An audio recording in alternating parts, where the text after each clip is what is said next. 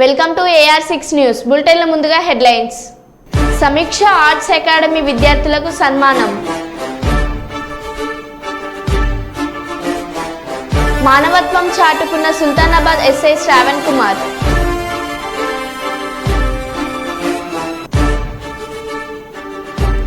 దేశం కోసం పోరాడే గొప్ప నాయకుడు పవన్ కళ్యాణ్. టీడీపీ ఎమ్మెల్యే అభ్యర్థి మాధవరం రాఘవేంద్ర రెడ్డి.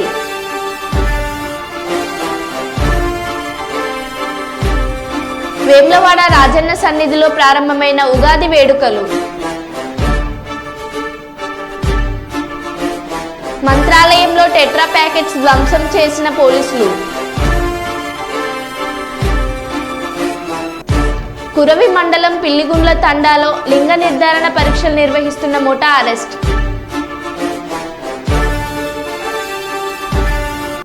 ఇక వివరాల్లోకి వెళ్తే, పెద్దపల్లి జిల్లా సుల్తానాబాద్ పట్టణం కాట్నపల్లి వద్ద రాజీవ్ రహదారిపై ద్విచక్ర వాహనదారుడు యాక్సిడెంట్కు గురై రక్తగాయాలతో రోడ్డుపై పడి ఉండగా అటుగా పెట్రోలింగ్ డ్యూటీలో ఉన్న సుల్తానాబాద్ ఎస్ఐ శ్రావణ్ కుమార్ గమనించి పోలీస్ వాహనంలో గాయపడ్డ వారిని ప్రభుత్వ ఆసుపత్రికి తరలించి మానవత్వాన్ని చాటుకున్నారు. ఈ సంఘటన స్థలంలోని పలువురు ఎస్ఐ శ్రావణ్ కుమార్ను ప్రశంసించారు.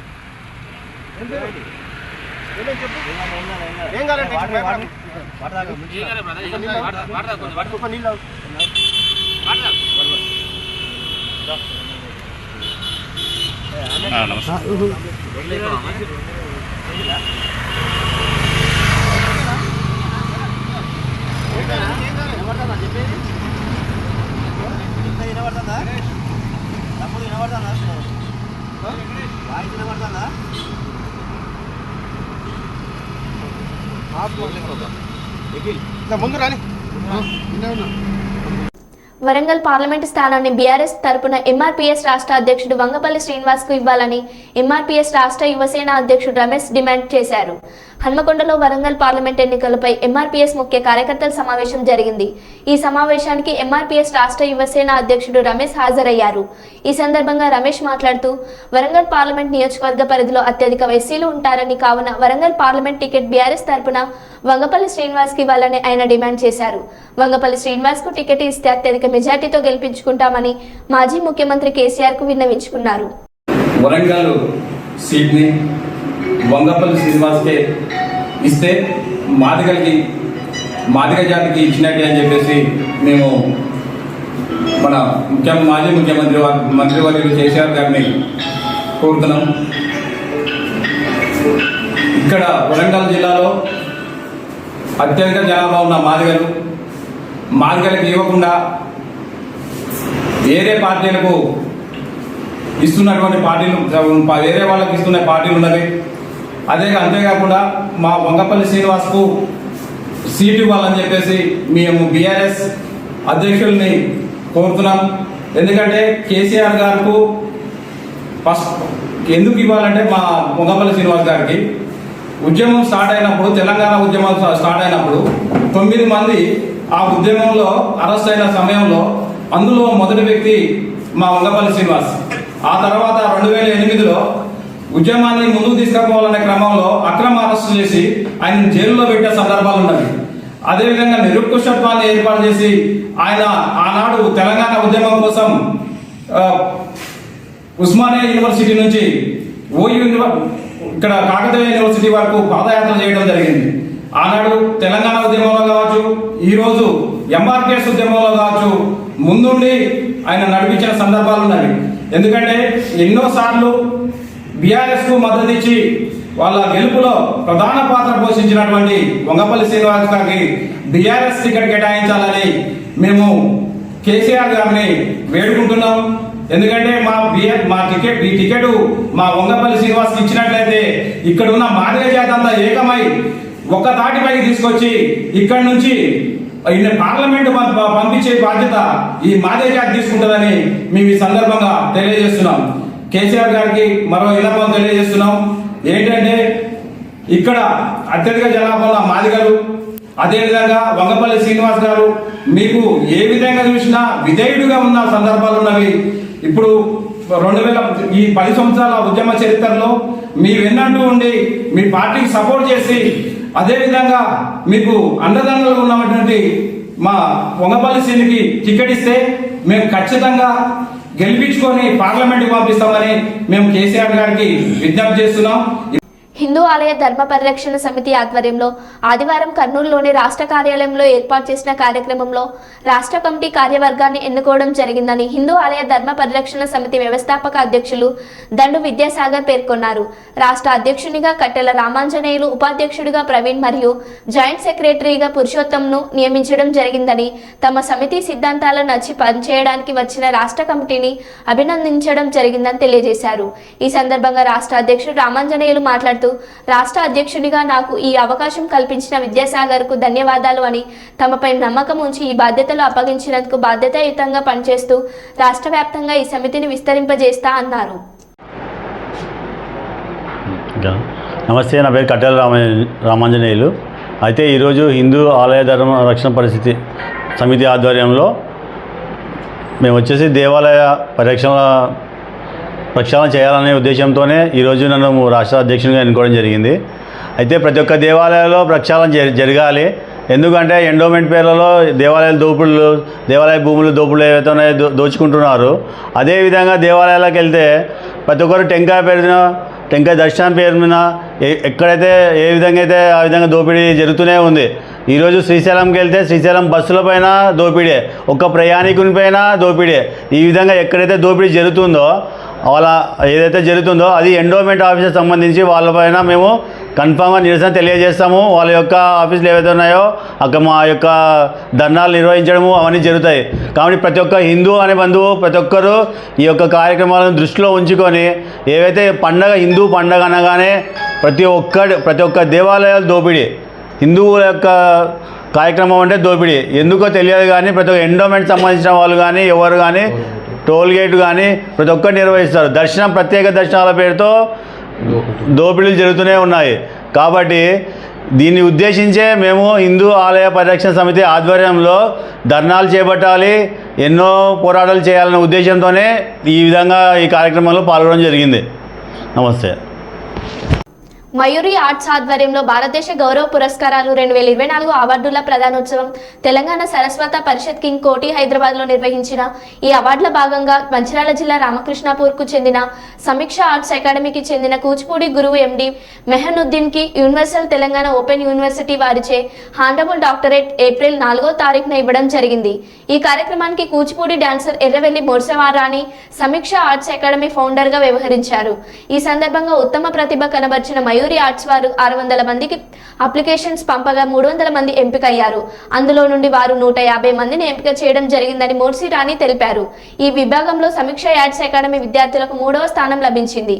సమీక్ష యాడ్స్ అకాడమీకి చెందిన 20 మంది భారతదేశ గౌరవ పురస్కారం అవార్డ్స్ అందుకున్నారు. ఇట్టి భారతదేశ గౌరవ పురస్కారంతో పాటు ప్రశంస పత్రాలను doctorate co founder Balaji D Nayak, doctor Bingi Narender Goud, universal theological open university secretary చేతుల మీదుగా అందజేసి చిన్నారులకు అందజేశారు. ఈ సందర్భాన్ని పురస్కరించుకొని సోమవారం స్థానిక తెలంగాణ సరస్వతి పరిషత్ హైదరాబాద్ నందు ఉత్తమ ప్రతిభ కనబర్చిన సమీక్ష ఆర్ట్స్ అకాడమీ 20 మంది చిన్నారులకు అభినందన సభ ఏర్పాటు చేయడం జరిగింది.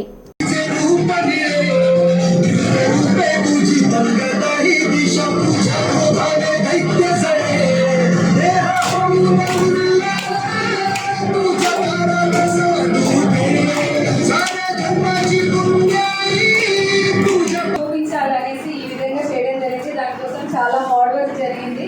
సో ఆ థర్డ్ ప్లేస్లో కూడా నిన్న 300 మెంబర్స్ పర్ఫార్మెన్స్ చేస్తే మా టీంకి మాత్రమే వాళ్ళు ది బెస్ట్ అనేసి కాంప్లిమెంట్ ఇవ్వడం కూడా జరిగింది. కాబట్టి తెలియాలి. కాబట్టి తను certificate course and diploma and MA ఎగ్జామ్కి రెడీగా ఉన్నారు. పేరుని last year and 20 type of dance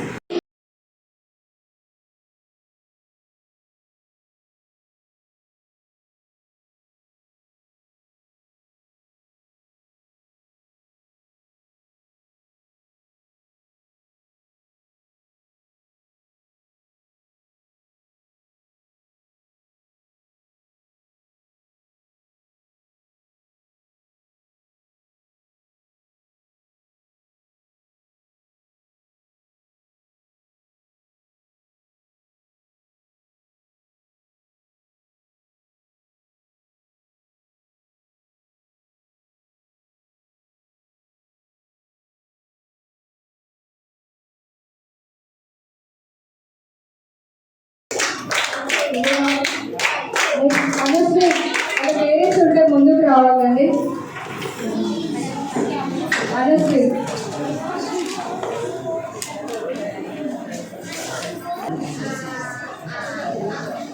Ashish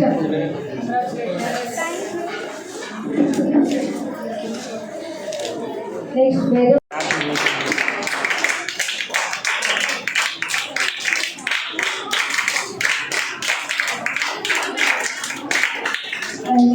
Madana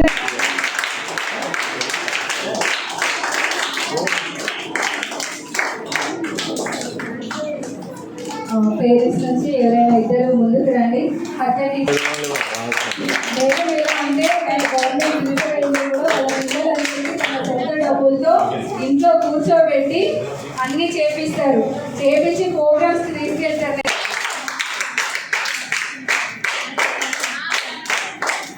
so మా జూనియర్స్ అతను పంచేంద్రియాలకు పంచభూతాలకు అధిపతి. అలాగే ఈ డ్యాన్స్లో కూడా పంచేంద్రియాలను ఉపయోగించుకుంటూ పంచభూతాలను తనలో లీనం చేసుకుంటూ కూడా ఈ డ్యాన్స్ అనేది చేస్తారని నేను ఊహించుకుంటూ నాకున్న నాలెడ్జ్ ప్రకారం నేను చెప్తున్నాను. ఈ కళలో మేడం గారు చెప్పినట్టు కానీ ఎవరైనా చెప్పినట్టు కానీ ప్రతి ఒక్కరు పిల్లలు స్టూడెంటే అంటే విద్యను తెలుసుకోవడం కాదు, విద్య అంటే నేర్చుకోవడం దాంట్లో కూడా ఈ 16 కళల దాంట్లో విద్యతో పాటు ఈ 16 కళలు ఏదో ఒక కళ కూడా మనం నేర్చుకుంటూ ఉండడం వల్ల వీళ్ళకు ఒక మంచి నాలెడ్జ్ పెంచుకున్నట్టు ఉంటుంది. దీంట్లో నాకు తెలిసి చదువు కన్నా తర్వాత ఈ నాట్యంలో ఏకాగ్రత, తర్వాత మానసికంగా ఒక గట్టి పునాది వేయబడుతుంది. తర్వాత ఫిజికల్లీ కూడా వీళ్ళు ఫిట్నెస్గా ఉంటారు. అన్ని రకాల కూడా ఇదొక మనకు కొత్తగా వీళ్ళందరి పిల్లలు స్టూడెంట్స్ కూడా నేర్చుకుంటూ ముందుకు వెళ్ళాలని. తర్వాత నాకు తెలిసి ఎంతమంది కష్టపడుతున్నారో, ఇంతమంది పిల్లల్ని తీర్చిదిద్దడానికి ఎంత కష్టపడుతున్నది వీళ్ళ మాటల ద్వారా నాకు అర్థమవుతుంది. కానీ మీరందరూ ఒకటి మనకు తెలిసి ఇలాంటి టౌన్లలో కానీ ఇలాంటి దాంట్లోని పిల్లల్ని చాలామంది పేరెంట్స్ పంపడానికి కానీ మనకి ఎక్కువ అవకాశాలు ఉంది.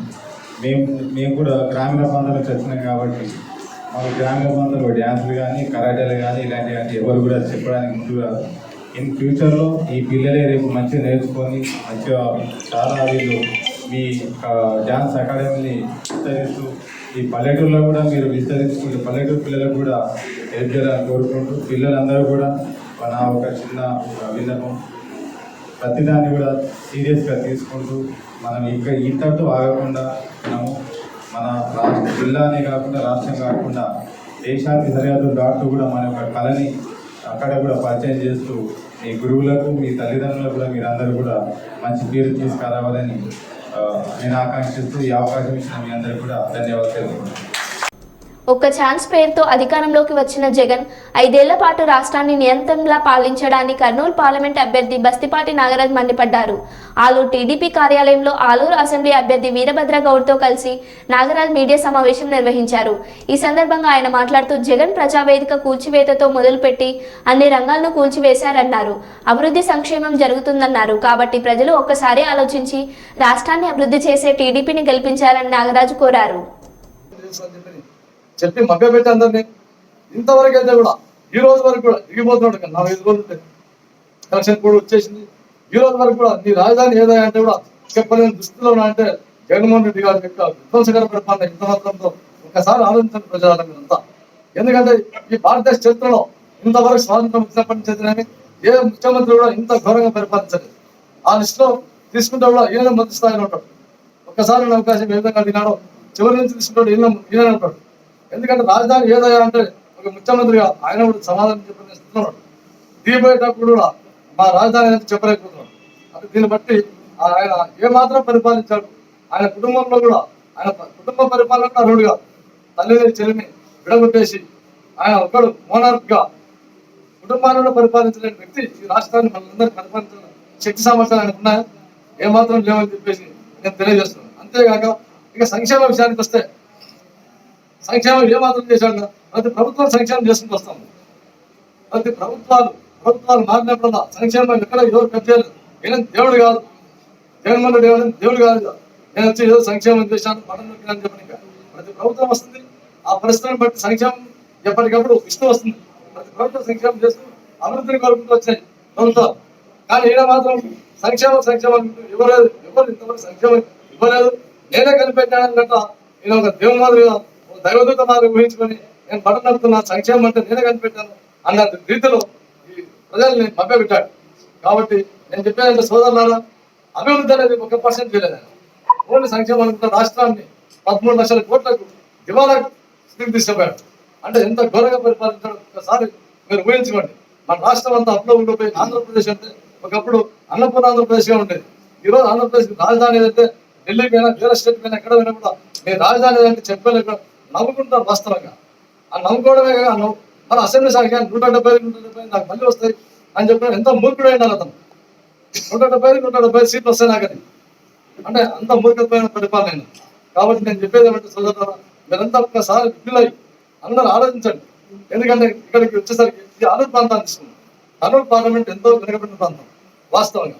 మనకు ఇక్కడ చంద్రబాబు నాయుడు గారు గతంలో వేదవతి ప్రాజెక్టు సార్ చెప్పినట్టు వీరభద్రరావు సార్ చెప్పినట్టు 1920 కోట్లు శాంక్షన్ చేసి వర్క్ ఆర్డర్ అయిపోయి పనులు స్టార్ట్ అయిన సమయంలో ఆయన వచ్చిన తర్వాత కంటిన్యూ చేయాల్సిన బాధ్యత ఆయన ఉందా లేదు ఎంత మాత్రం. అలాంటి ఆయన డబ్బులు ఆయన మన వీరభద్రానికి డైవర్ట్ చేసి దాన్ని కుదించి ఆ వర్క్ ఎక్కడ ఉండే గొంగర అక్కడ వేసేసి ఒక అంగుళం కూడా జరగకుండా ఈ ప్రాంతాన్ని చూస్తే చాలా బాధాకరంగా ఉంది వాస్తవంగా. ఆ ప్రాజెక్ట్ కన్నా కంప్లీట్ అయితే బ్రహ్మాండంగా సార్ చెప్పినట్టు 1,00,000 ఎకరాలకు కాదు, అన్అఫీషియల్గా 50,000 ఎకరాలు, 1,50,000 ఎకరాలకు నీళ్లు పారుతున్నాయి. మరో కోనసీమ మరో కోస్తా తయారైంది ఆలూరు ప్రాంతం. కాబట్టి తదుపరి మన గవర్నమెంట్ వచ్చిందంటే మాత్రం మొట్టమొదట అసెంబ్లీకి వీరభద్రరావు సార్ని పార్లమెంట్కు మమ్మల్ని పంపిస్తే మాత్రం ఖచ్చితంగా ఏది ఏమైనా కూడా ఈ వేదవతి ప్రాజెక్టు తెలుగుదేశం పార్టీ హయాంలో ఖచ్చితంగా తయారై ప్రతి ఎకరాకి సాగునీరు అందరూ ఖాయం అని నేను తెలియజేస్తున్నాను. అంతేగాక ఈ ప్రాంతం అంతా త్రాగడానికి కూడా నీళ్ళు లేక అల్లాడిపోతారు. ఇందాక దేవరగతికి పోతే నిందలు పట్టుకుని లైన్ నిలబడ్డారు. అంటే 70 ఏళ్ళ స్వాతంత్రంలో మనం త్రాగునీటికి కూడా నోచుకోలేకపోతున్నాం. అంటే ఎంత దారిద్ర్య దిగువగా ఉన్నామో ఒకసారి ఆలోచించుకుంటున్నారు. అంటే త్రాగునీటికి కూడా నోచుకోలేకపోతున్నాం. అంటే దీన్ని బట్టి మీరు ఏమంటే తెలుగుదేశం పార్టీ మన నారా లోకేష్ గారు యువగలంలో ఈ కర్నూలు పార్లమెంట్ పర్యటించేటప్పుడు ఆయన ఒక మాట గొప్ప మాట చెప్పాడు. రాత్రి టెంట్లో కూర్చొని కర్నూలు పార్లమెంట్ స్థితి ఇంత దయనీయంగా ఉందా అని ఆయన కళ్ళకు కట్టినట్టు నీళ్ళు వచ్చినాయి ఆయన. అందుకే ఏ వేదిక మీద వెళ్ళినా రాజమండ్రి పైన వైజాగ్ పైన కూడా ఆలూరు ప్రాంతాన్ని స్మరిస్తున్నారు. ఒక్కసారి మీరు ఆయన మీడియాలో ప్రసంగాలు గమనించండి. ప్రతిసారి ఈ ఆలూరు ప్రాంతంలో సమస్యలు పరిష్కరించాలి. ఈ వాటర్ సమస్యలు జలజీవన్ మిషన్ కింద ప్రతి ఇంటికి త్రాగునీరు ఇస్తానని చెప్పేసి ప్రామిస్ చేశారు. రాయలసీమ మిషన్ రాయలసీమ అని చెప్పేసి పత్రిక తీసుకొచ్చి దాంట్లో బాగా వేదవతి ప్రాజెక్టు కూడా కంప్లీట్ చేయాలని చెప్పేసి సంకల్పంతో ఉన్నారు నారా లోకేష్ గారు. కాబట్టి మీరు ఏది ఏమైనా కూడా రాబోయే 2024 సార్వత్రిక ఎన్నికల్లో ఖచ్చితంగా తెలుగుదేశం పార్టీని అసెంబ్లీ అభ్యర్థి అయినటువంటి వీరభద్రగౌడ్ సార్ గారిని, పార్లమెంట్ అభ్యర్థి పంచని గారి నారాజు గారిని అఖండ మెజార్టీతో గెలిపించాలని చెప్పేసి మీకు అందరికీ వేడుకుంటాను. అంతేగాక కర్నూలు జిల్లా ఆలూరు తాలూకా తెలుగుదేశం పార్టీ అభ్యర్థి వీరభద్రగౌడ్ దేవనకొండ మండలం గద్దరాల గ్రామంలో వెలిసిన గద్దరాల శ్రీశక్తి మారమ్మ అమ్మవారిని దర్శించుకొని ప్రత్యేక పూజలు నిర్వహించి అమ్మవారి ఆశీస్సులతో అక్కడి నుండే ఎలక్షన్ క్యాంపెయిన్ ప్రచారం ప్రారంభించారు. ఈ కార్యక్రమంలో పెద్ద ఎత్తున ప్రజలు పాల్గొన్నారు.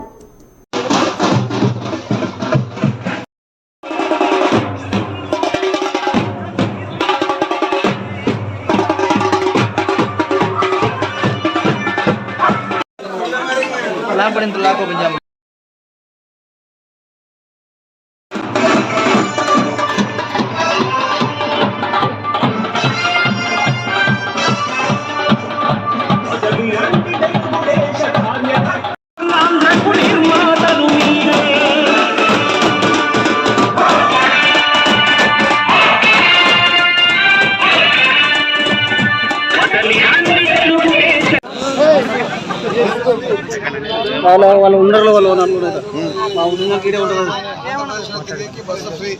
ఆధార్ కార్డు ఒకటి పెట్టుకుంటే చాలు. దయచేసి అందరూ ఓటేయండి అమ్మా. మా గుండె సభ్యులైన కార్యకర్తలకు అందరికీ తెలుగుదేశం కార్యకర్తలకు నాయకులు నందమూరి అభిమానులకు పవన్ కళ్యాణ్ అభిమానులకు బీజేపీ నాయకులకు అందరికీ పేరు పేరు నమస్కరిస్తున్నా. ఒక్కసారి ఆలోచించండి. మిమ్మల్ని అడుగుతున్నా ప్రజలారా, గత 5 సంవత్సరాలు మోసమే మేము పాలనలో మనకంతా ఎంతో ఇలా ఉందనేది మీకు అందరికీ తెలుసు. త్వరలోనే ముగింపు పలుకుదామని కూడా నేను అంతా మిమ్మల్ని కోరుతున్నాను. గత 5 సంవత్సరాలుగా ఆలూరు అంటేనే అరాచకాలు, కరువు అడ్డంగా మారింది. ఈరోజు ఆలూరు తాలూకా నుంచి ఎంతమంది వలస పోతున్నారో ఒకసారి ఆలోచించాలా. అదేవిధంగా రాబోయే రోజుల్లో అభివృద్ధి అంటే ఆలూరు, ఆలూరు అంటే అభివృద్ధి చేయడానికి నేను ముందుంటాను. మీరంతా నన్ను ఆశీర్వదించండి అని కూడా మీ ద్వారా నేను తెలియజేస్తాను. కురవి మండలం పిల్లిగుండ్ల తండాలో లింగ నిర్ధారణ పరీక్షలు నిర్వహిస్తున్న ముఠా అరెస్టు. 6గురిపై కేసు నమోదు చేసిన మహబాద్ రూరల్ సీఐ సర్వయ్య చాకచక్యంగా ముఠాను పట్టుకున్న మహబాద్ rural CI Sarvaiah Kuravi SI Gopi సిబ్బందిని అభినందించిన మహబాద్ జిల్లా ఎస్పీ సుధీర్ రామ్నాథన్ కేకన్.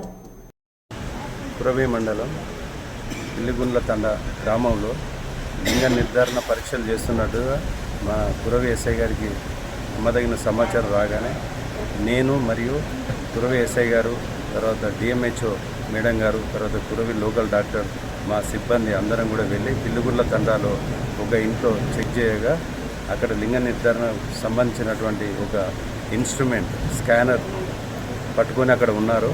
వాళ్ళంతా ఫేక్ డాక్టర్స్ అని యాక్ట్ చేస్తున్నారు, కానీ fake doctors and RMP doctors అందరు కూడా అమాయక మహిళలను అక్కడ వాళ్ళ డబ్బులు తీసుకొని మీకు మేల్ ఫీమేల్ లింగ నిర్ధారణ చేస్తామని వాళ్ళ దగ్గర డబ్బులు తీసుకొని అది అనుమతులు లేని ప్రభుత్వ అనుమతి లేకుండా అక్కడ లింగ నిర్ధారణ చేస్తున్న వారిని నిన్న సాయంత్రం వారిని అందరినీ అరెస్ట్ చేసి పోలీస్ స్టేషన్ తీసుకొచ్చి ఈరోజు గౌరవనీయులైన మేజిస్ట్రేట్ గారి ముందు హాజరుపరచడం జరుగుతుంది.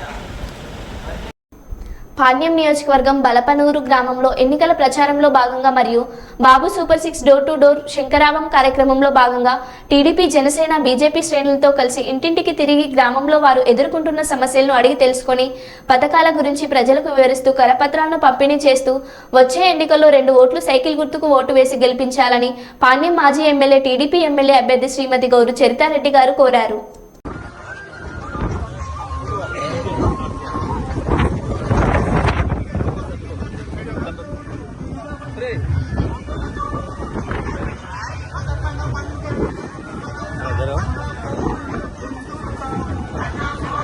సైడ్ రానా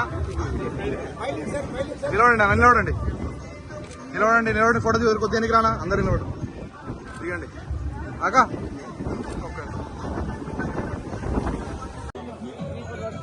ఇంకా కూడా గ్యాస్ ఇస్తాడు 3.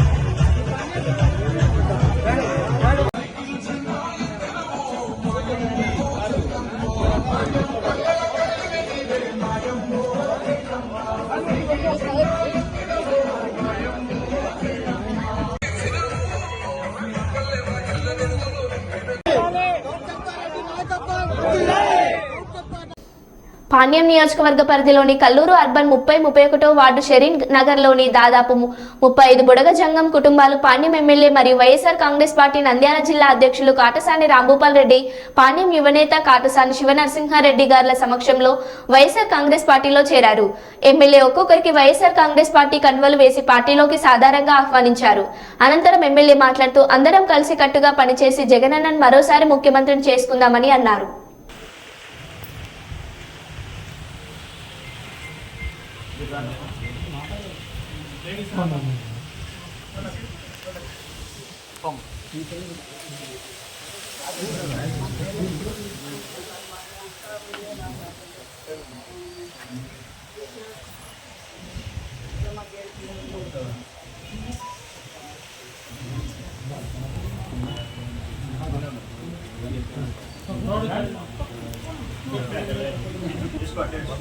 ఫోటోస్ ఐడిగా వీటికి వచ్చి కొట్టు ఫోటోస్ ఫ్లాట్ కానీ గ్రూప్లో పెట్టాలా వీడియోలు తీసుకున్నాను వీడియో రెండు కొడుతున్నా